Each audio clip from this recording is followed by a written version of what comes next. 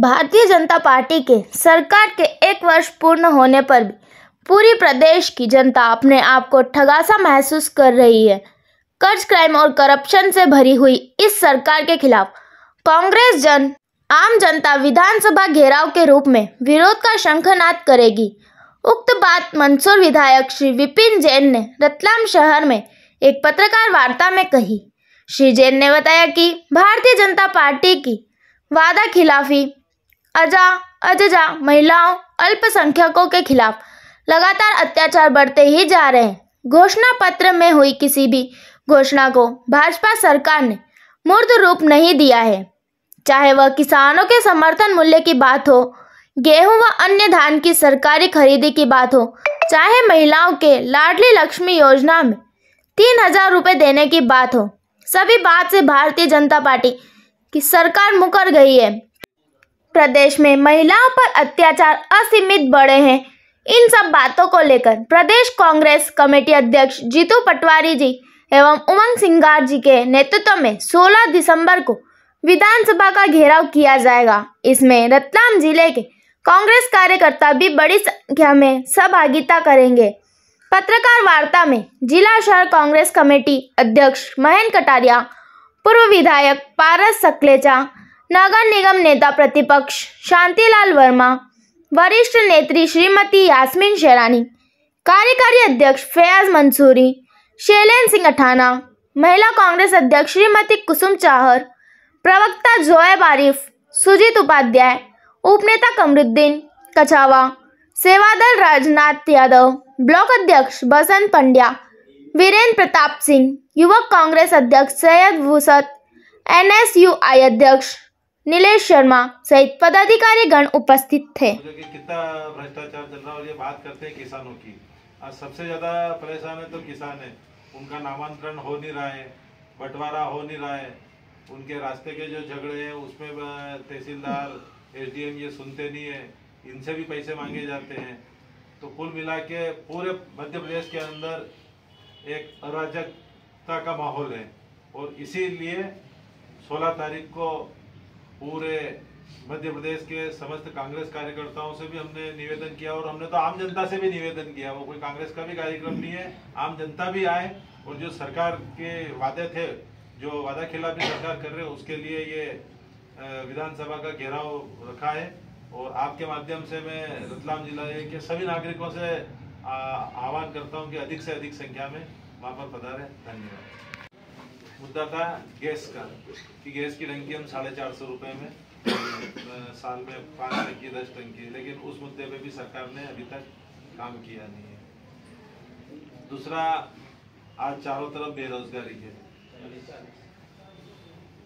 सरकार की लिए भर्ती प्रक्रिया जो भी है वो बिल्कुल ठप पड़ी हुई है। वो संविदा शिक्षक में ले लो, स्कूल शिक्षा विभाग में ले लो, स्वास्थ्य में ले लो, किसी भी विभाग द्वारा भर्तियां इनकी निकाली नहीं जा रही है।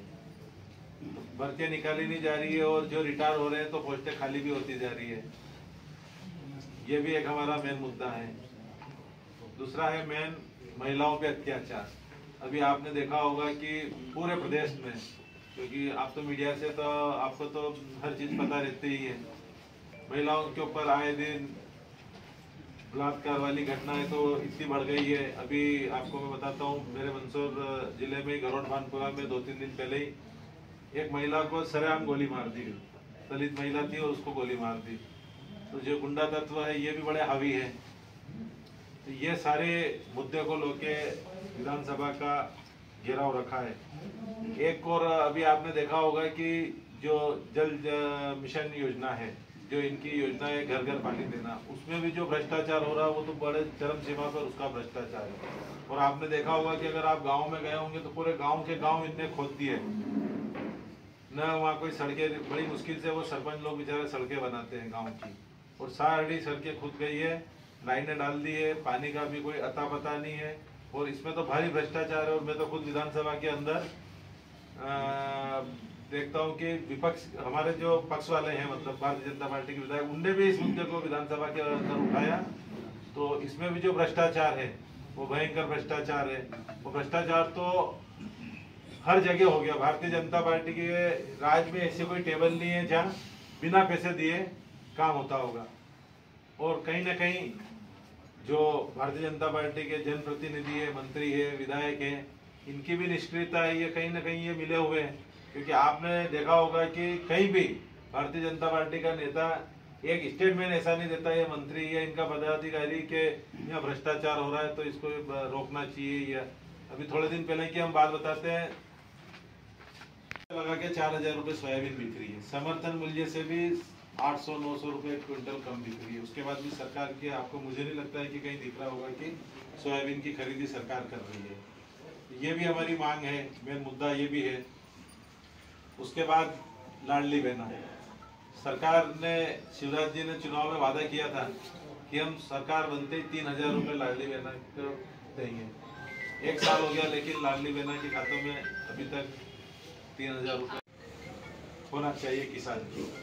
और महाराष्ट्र का चुनाव चल रहा था, उस समय भारत सरकार के कृषि मंत्री शिवराज सिंह जी चौहान ने भी कहा था कि हम समर्थन मूल्य, हमारे विधायक आदरणीय विपिन जैन साहब यहाँ पर प्रदेश कांग्रेस कमेटी के निर्देश पर यहाँ पर आज उपस्थित हुए।